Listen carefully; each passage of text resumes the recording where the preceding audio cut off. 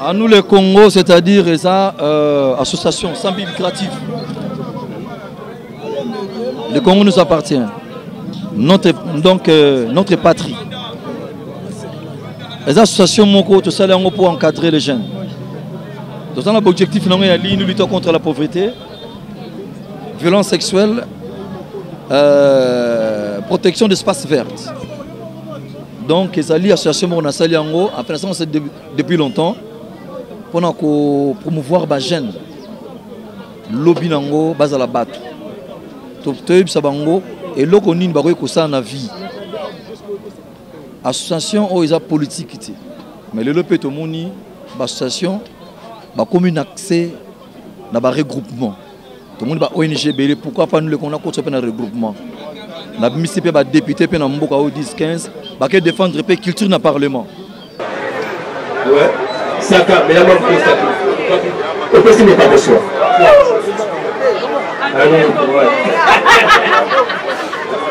Maboko fait le Congo. Maboko. Alors, merci beaucoup.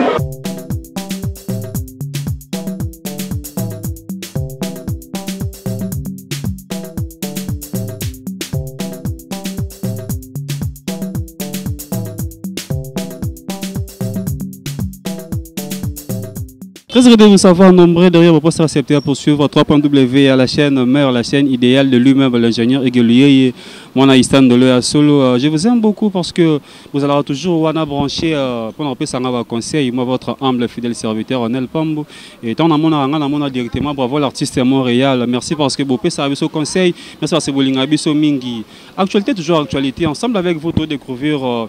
L'ambassade de la paix Ranson, tu es baraté ceux qui alors on a pour ça comme député, comme ministre, comme nani na Mikolo Zoya.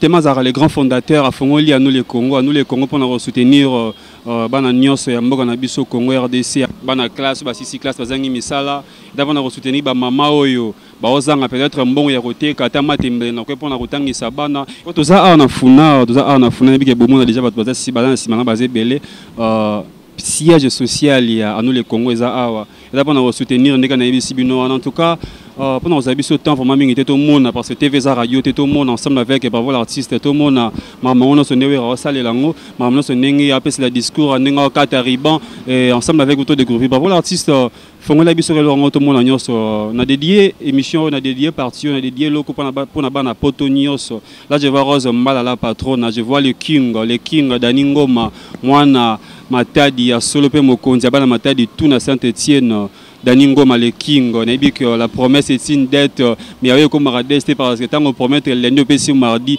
merci à trop bravo l'artiste en vous l'antenne.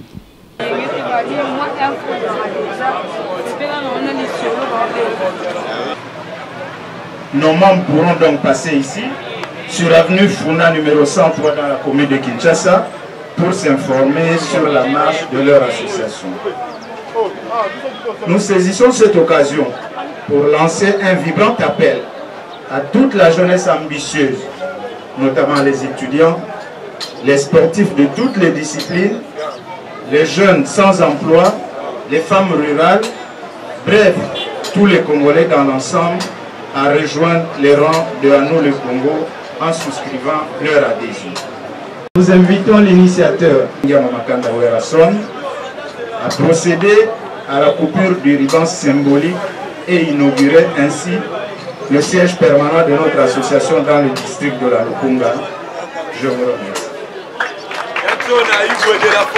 Merci beaucoup. Nous disons merci à M. Stani Isaki, président de l'inauguration du bureau permanent de l'appel Anou le Congo pour le district de Lukunga. Comme l'a dit M. Stani Isaki, président de Anou le Congo, d'autres bureaux similaires, d'autres bureaux permanents similaires seront ouverts dans les 3 autres districts de la ville de Kinshasa.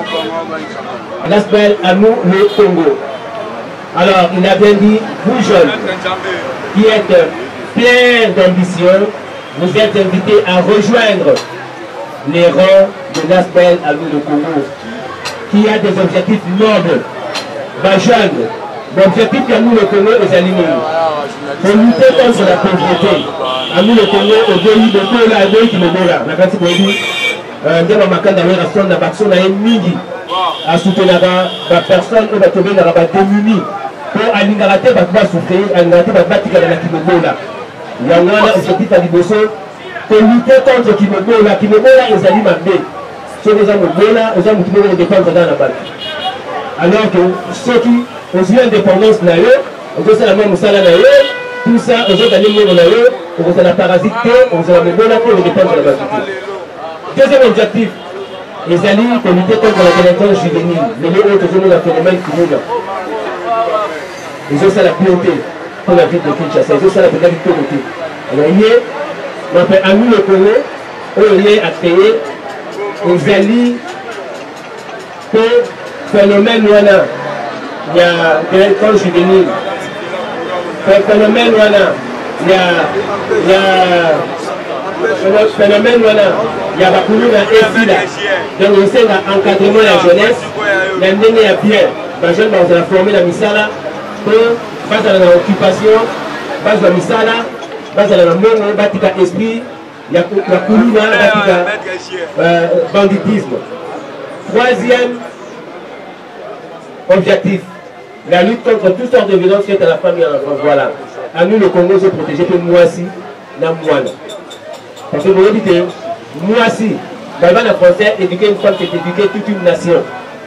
Moi, si je vais éduquer madame, je vais éduquer Mboka Mobimba.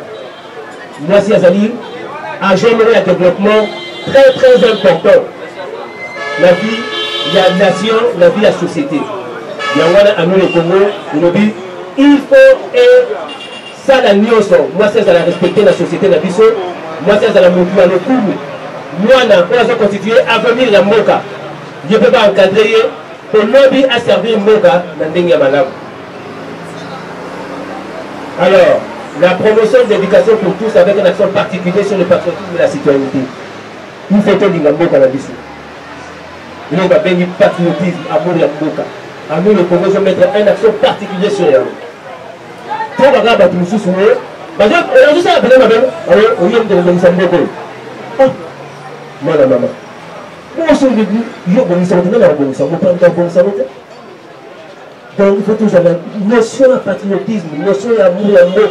La production de bois, la bouteille en plastique, la boule, on boit à thé. Si on a une poubelle publique, si on a dans la poche, dans la sac, vous mettez dans la boire dans la poubelle. On a notre pays citoyenneté.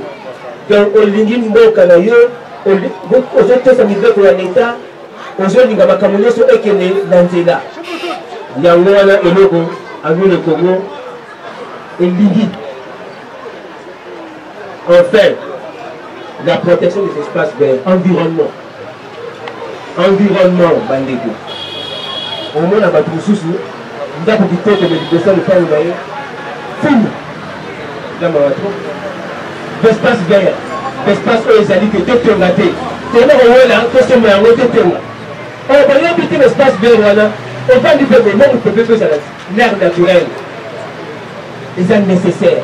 Pour voir là, moi je passe mon ami Gaga, on est pour retour. Le lot toujours est dans le réchauffement climatique.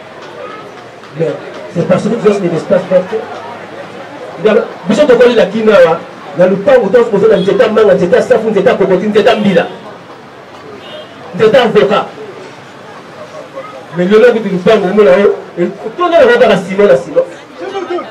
L'état madame est prévalent aux amateurs. Vous avez des arrêts dans la parcelle. Vous êtes à Manga, vous êtes à Madame, vous êtes à Mula, vous êtes à Coco, vous êtes à Paolo. Mais le nom est pour Katakata Nyonso, Maratro. Des espaces verts, il faut te protéger à vous. Bande Badia sous la place à Rosaranate.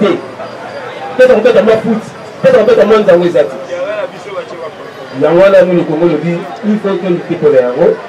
Maintenant, mais pour traduire un peu en lingala, Makambo. Président Issa qui a retourné au bas, Pogolia, Batina a vu le Congo, Pogolia. Nous allons besoin de la carte à nous le Congo.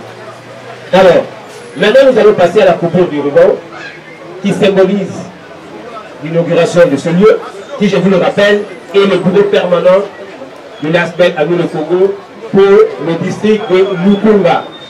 Et cette coupure de ruban sera faite par l'initiateur et le fondateur de l'Aspel Amour le Congo, Noël Ndiama Makanda, autrement dit Rassol, que j'invite à cet effet.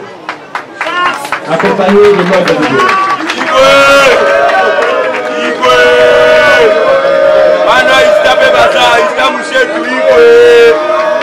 Monsieur Ndiama Makanda Rassol, la porte de ciseaux est là.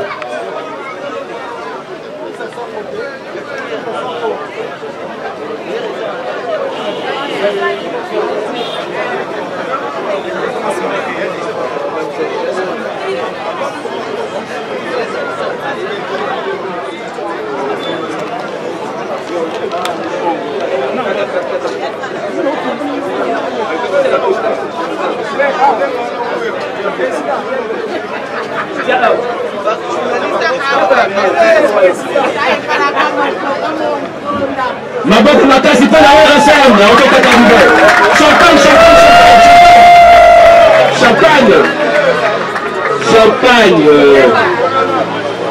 Ouais, maboko.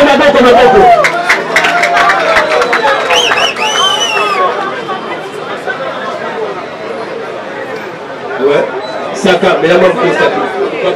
Au possible pas de choix. Allez, ouais. Maboko fait le Amour le Congo. Maboko. Alors, merci beaucoup. Nous allons maintenant inviter monsieur l'abbé Jean-Marie Condé à accompagner monsieur Ndiama Makanda Rassol et les membres du bureau pour la bénédiction des locaux. Monsieur l'abbé.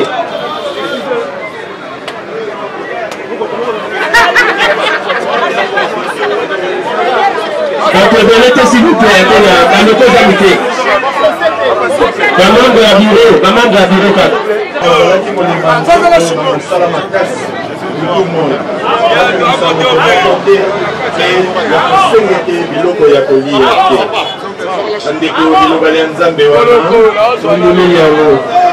Congo tokoyeba kosambela mpo ya kobebisa esika mosala objectif nyonso bauti kotangela biso ekoka koyeba kosalema na ntongo ya ye mokonzi kosalaka te bato na mosala mwa bango bakonza biloko biso pesa biso mayele na nguya totia motema na mosala tokosala elongo na yo tobongisa bikelamu bongo na mosala moyo tokosala toyeba komisalisa tosalisa mpe baninga bazali bashkasi tokobondela bongo mpo ya kristo mokonzi ya biso bileke biso seko amen.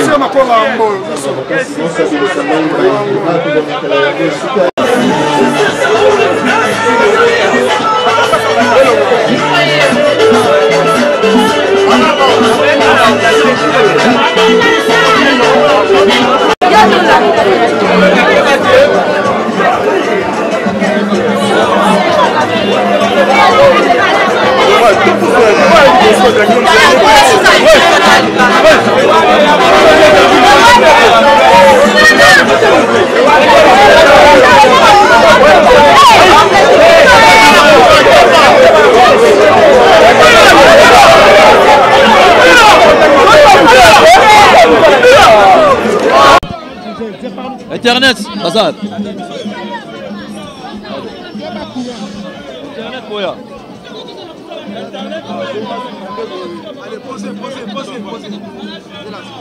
Vas-y. Non, Loba. Ok, allez-y, bon, Loba, ok.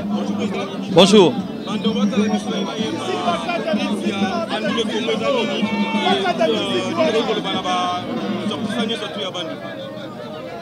À nous le Congo, c'est-à-dire ça, association sans but lucratif. Le Congo nous appartient, notre patrie. Les associations Moko, tout ça, pour encadrer les jeunes. Donc, l'objectif, nous luttons contre la pauvreté, violence sexuelle, protection d'espaces verts. Donc, les associations Moko, enfin, c'est depuis longtemps.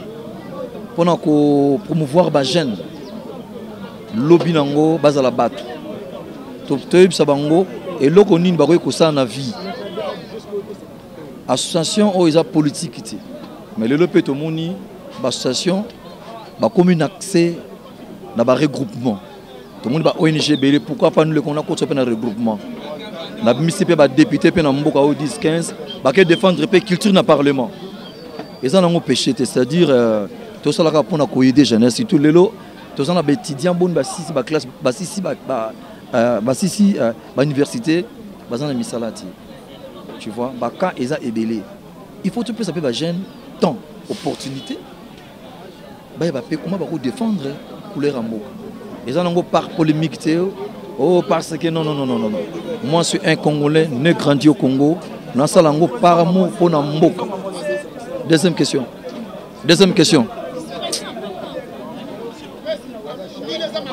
Vas-y.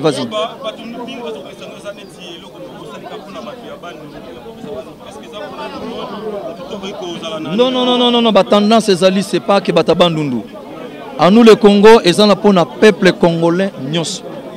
Congo, à nous, le Congo, c'est quoi? À nous. C'est au pluriel, papa. Le Congo nous appartient. Donc, yo se défendre, on va défendre. Mais bien, je vais ça les lots. Bon, si c'est la classe nabino, bon, ça misa nabino. Alors, faut encadrer ça. Orientation. Donc, ça, il y a côté oh, il y a non. Et ça, on a la République démocratique du Congo. C'est pour tout le monde. Merci.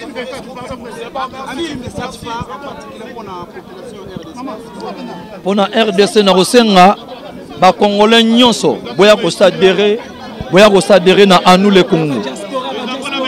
Une association pour les étudiants, tout le monde boya ko s'adhérer à nous les Congo. Et Zali association sans but lucratif. Et comme une plateforme Oyo et ça encadrer toutes les associations, plus de 120, même les diasporas, mais tout le monde en tout cas, vous êtes les bienvenus. Merci beaucoup.